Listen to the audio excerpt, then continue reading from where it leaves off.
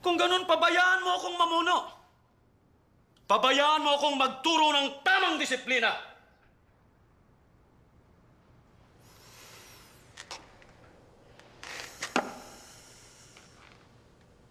Pagpasyahan na ninyo ang plano kong magtayo ng kuta sa norte.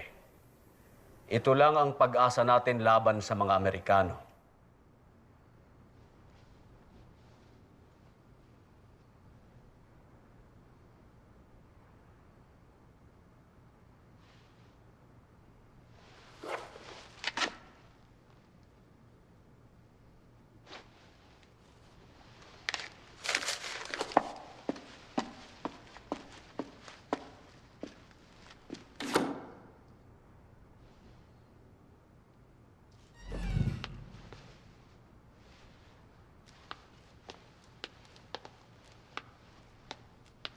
Anong masasabi niyo kay General Luna? Maliban sa mga bagay na alam na natin. May pagtatapat po kami sa inyo. Napag-alaman namin na may masama siyang balak. Naganap ito, kamakailan lang. Nag-init ang ulo ni General Luna sa harap ng lahat ng tao sa plaza. Anong bago doon? Sabi niya, di raw siya magdadalawang isip na barilin ng sino mang traitor sa bansa. Kahit na po kayo, Senyor Presidente. At may bali-balita na binabalak ng iluklok ang kanyang sarili bilang diktador, kapalit ninyo. Sino nagsabi? Ako mismo ang nakasaksi sa pagbabanta niya sa plaza. Narinig po namin mula sa mga ibang opisyales ang tungkol sa pagbabalak niyang maging diktador. Hindi totoo yan. Kilala niyo naman si Luna. Hindi yan makapagtimpi kahit na puro hangin lang ang salita niya. Maaaring hangin nga ito sa pandinig natin. Pero para kay Luna, totoo lahat yun. At alam natin na nabubulag siya sa kanyang galit. Parang baliw na toro. Si Luna ang pinakamahusay kong general. Nariyan naman si Goyong. At si Ricarte. At nandito rin ako. Huwag nating kalilimutan na iniwan ni Luna ang kanyang pwesto sa pagbak. Kaya nasakop ito ng mga Amerikano. Kawawa naman ang ating bayan kung nag-iisa siyang puno ng militar.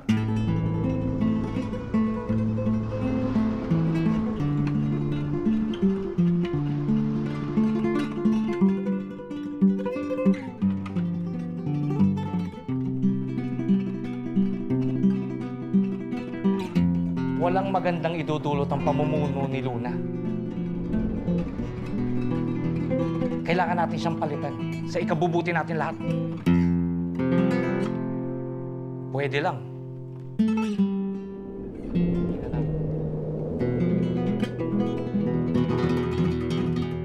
Salamat mga Ginoo. Kailangan ko muna ng panahon para mag-isip.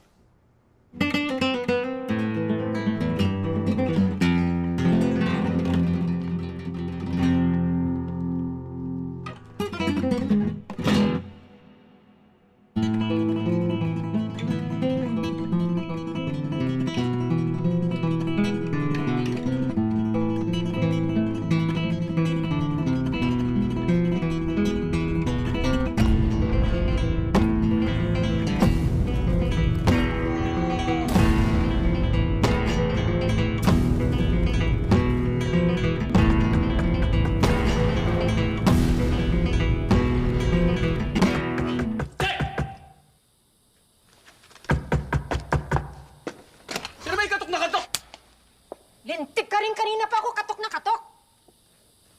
Nay, napadayo po kayo. Ni Antonito, patingin nga. Mabubuhay ka pa naman. Pinakulong mo daw si... Maskardo ho. Oho, pagkatapos ho. Hindi. Si Kinito, ang kuya mo. Nakipag-away daw dahil sa isang babae. Oo. Lasing. Nakalaya na. 2 gabi lang naman siyang nakulong. Mabuti. Walang nakakaangat sa batas. Apo. Mukhang hapong-hapu ka. Namayat ka rin. Nakakatulog ka pa ba? Nasa gitna tayo ng digmaan, Inay. Alam ko. Binigyan ka namin ng ama mo ng magandang edukasyon. Sa kabila ng lahat, pinili mong sumabak sa ganitong gulo. Ito ang tadhana ko, Inay. Ito nga ba?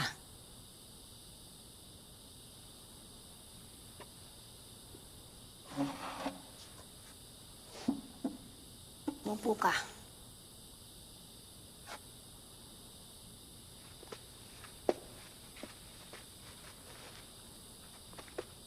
Pikit mo ang iyong mga mata.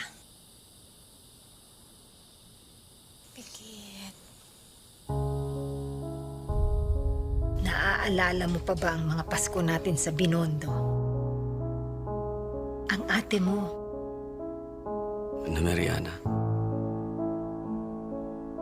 Ang mga regalo sa Belen.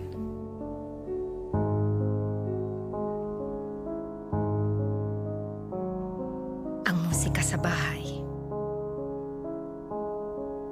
Ang violin ni Kuya Manuel. Ang napakasarap na pagkain.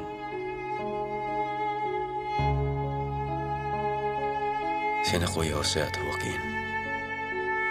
Na palaging hindi makapaghintay.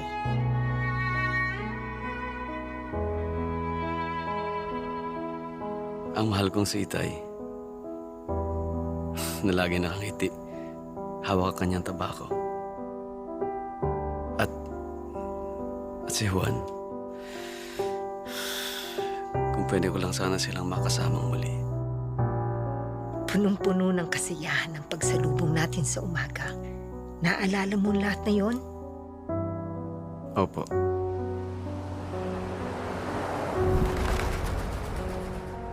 At hinayaan namin kayo ni Juan na makapaglakbay sa Europa. Kung saan namulat ang aming isipan tungkol sa kalagayan ng Pilipinas. Nagsimula sa isang hangarin na makamit ang karapatang pangtao sa ilalim ng Espanya. Hanggang sa namulat sa katotohanan. Dala ng walang tigil na pang-alipusta ng mga Kastila sa kayumangging balat. Na wala tayong pinagkaiba sa kanila. Ngunit lahat ng mga pangarap ay nabasag sa pagpatay nila kay Dr. Jose Rizal. Nalulungkot ako tuwing naaalala ko siya at ang kanyang pag-aalay ng buhay. Bayang iniirog sakit na yaring hirap. Katagulugan ko pinakaliliyag. Dinggin mo ang aking pagpapahimakas. Diya iiwan ko sa iyong lahat. Paalam magulang at mga kapatid. Kapilas ng aking kaluluwa at dibdib.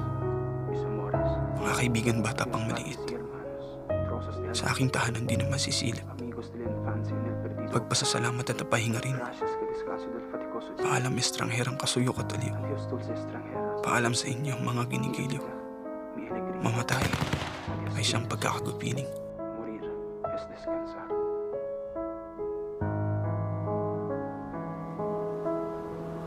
Ito ang pinakamalaking sakripisyo sa lahat. Ngunit hindi lang iyon ang paraan para ipakita ang pagmamahal sa bayan. Alam yan ng kapatid mong si Juan. Pero alam din ni Juan ang ugali ng mga Pilipino. Na tayo'y watak-watak at walang malay sa kaisipang bansa. Alam niya na hindi mamumulat ang diwa ng Pilipino kung walang magsasakripisyo para sa bayan.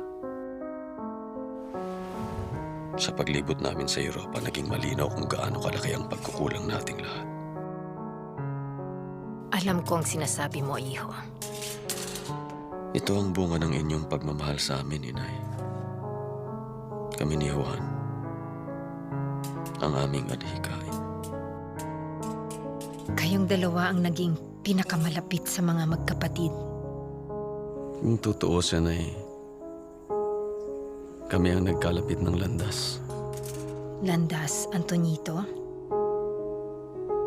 Tadhana ba talaga ito o sinadya mo? Isa ka ng mahusay na doktor.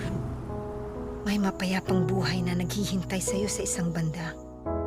Pero heto ka't nakikipaglaban. Hindi gusto ng ilang politiko at negosyante ang iyong pamamalakad. Masyado ka daw mayabang. Marahas. Nababaliw ka na sa hawak ng kapangyarihan. Mga paninira lang yan. Minsan may kailangang masagasaan para matupad ang trabaho ko. Narinig ko kay Kinito, posibleng ang presidente ay kasabwat sa mga nagbabalak. Hindi ganun katanga si Aguinaldo, Inay. Pinagalang namin ang isa't isa. Pareho kaming mason. Tulad ni Andres Bonifacio.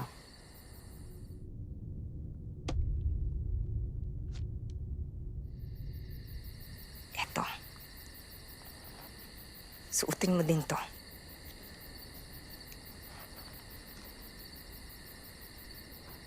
Wala na ang iyong itay. Pati na ang kuya mong si Manuel. Ayokong may mangyari sa mga anak kong kasangkot sa digmaang ito. Sa inyo ni Juan.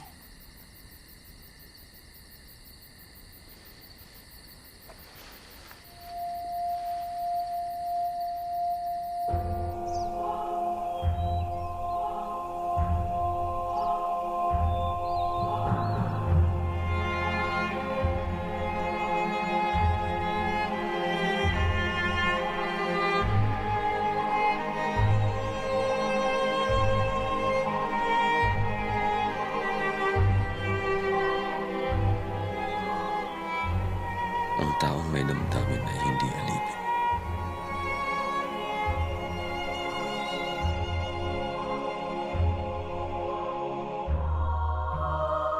Nagwakas na ang magagandang araw ng mga rosas.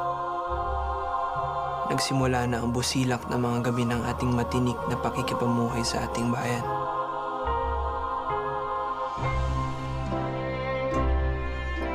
Ang lupang tinubuan, ang asul na kalangitan,